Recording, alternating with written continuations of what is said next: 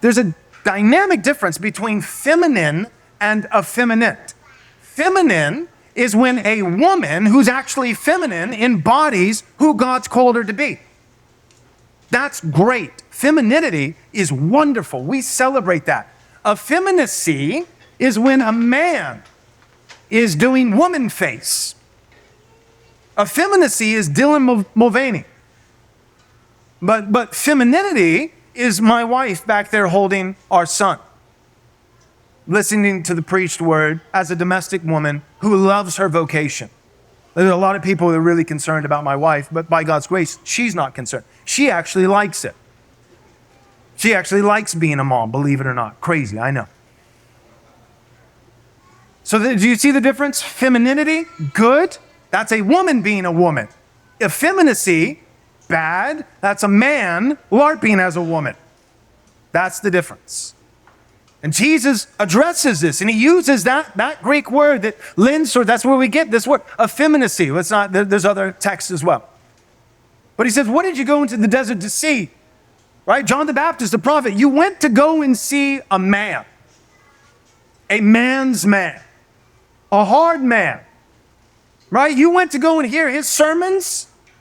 Okay, these are not Andy Stanley sermons. This is not Joel Osteen. You went to hear John the Baptist sermons, you're going to get some good old-time religion. You were going to get some fire, some brimstone, right? Like Jonathan Edwards, his famous sermon, Sinners in the Hands of an Angry God, right? Where they actually found claw marks on the back of the pews after he finished preaching that sermon, because people were sitting so terrified that they were clawing onto the pew in front of them for dear life, afraid. He's talking about, you're like a spider hanging from a single thread, barely hanging on, and underneath you is the jaws of hell. Right? That's how people used to preach. And that's how John the Baptist preached. The axe is at the root of the tree. Who warned you, brood of vipers, to turn from the wrath of God? Like, people would show up to his preaching and he'd be like, wait a second, you're not supposed to be here. You're the very person. It's like a pull washer sermon, people are clapping. And he's like, I'm talking about you. I don't know why you're clapping. I remember a Valentine's card. Somebody did this. I thought it was hilarious. It was, roses are red, violets are blue. I don't know why you're clapping. I'm talking about you. Beautiful, romantic card. But preaching like that kind of preaching, that's how John the Baptist was. So Jesus said, what'd you go into the wilderness, the desert to see? Not a soft man wearing soft clothing. And here's the point. I don't think it's a coincidence. He says, if you wanted to see that, where do you go? To the desert?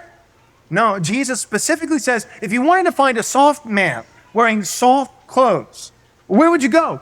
A palace. Where would you go? Washington, D.C. The White House. Congress. The courthouse. You want to find a soft man? Where do you look? Politics. Civil leaders. Softest men you could ever find. And most of them aren't even men at this point. We've replaced half of them with women. And then the other half are also women, but of a different kind.